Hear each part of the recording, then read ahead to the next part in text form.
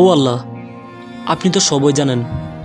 বান্দার না বলা কথাগুলো, মৌখিক যত আমল আছে, নামাজ, জিকির, তিলাওয়াত, সব আমলে মুখের উচ্চারণ জরুরি। তাও সেটা শুদ্ধ উচ্চারণ হতে হবে, ভুল হতে পারবে না মোটেও। শুধু দোয়াই এর ব্যতিক্রম। কি অদ্ভুত, তাই না? এরকম কত সময় হয় আল্লাহর কাছে হাত তুলে আল্লাহর বান্দা বলার মতো ভাষা পায় না, চাওয়ার মতো শব্দ পায় না, গুছিয়ে প্রকাশ করার মতো তার কাছে কোনো বাক্য থাকে না।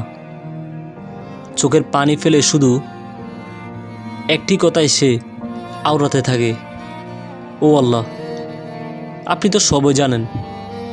বান্দার না বলা কথাগুলো তারপরও 7 আসমান ভেদ করে চলে যায় আরশের আজিমে। দুর্বল বান্দার রব বুঝে নেন তার সবটুকুই। যদি বলা হতো মুখে না বললে দোয়া কবুল হবে না, ভাষার শুদ্ধতা লাগবে, লাগবে সঠিক শব্দ ও শুদ্ধ উচ্চারণের, কি হতো তখন আমাদের অবস্থা? এক ভাই দোয়ার মধ্যে বলেছে, হাত উঠানোর তৌফিক যখন দিয়েছ, দোয়া কবুল করবে না কেন? আমি আর কার কাছে চাইব? তোমার চৌকাঠ থেকে বিতাড়িত হলে চাওয়ার মতো দ্বিতীয় কোনো জায়গা তো নেই।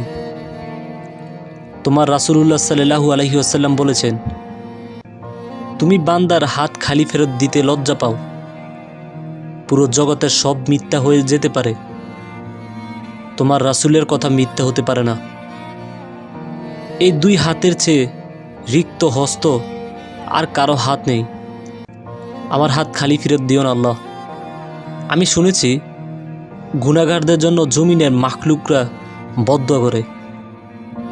সেই পাপের কারণে তাদের কষ্ট হয়। এই গুনাহগারদের বিরুদ্ধে অসংখ্য বদদোয়া হয়তো তোমার কাছে নিয়মিতই আসে। শয়তানের প্ররোচনায় পরে হাজারো পাপী এই বান্দার এতগুলো বদদোয়ার মোকাবেলা করার শক্তি নেই। আল্লাহ, একজন মায়ের কাছে তার সন্তানের বিরুদ্ধে যখন পাড়ার লোকজন অভিযোগ নিয়ে আসে, মা তার সন্তানকে শাসন করেন ঠিকই, কিন্তু রাতে যখন সেই ছেলে ক্লান্ত হয়ে ঘুমিয়ে পড়ে, মা নীরবে তার মাথায় হাত বুলিয়ে দেন।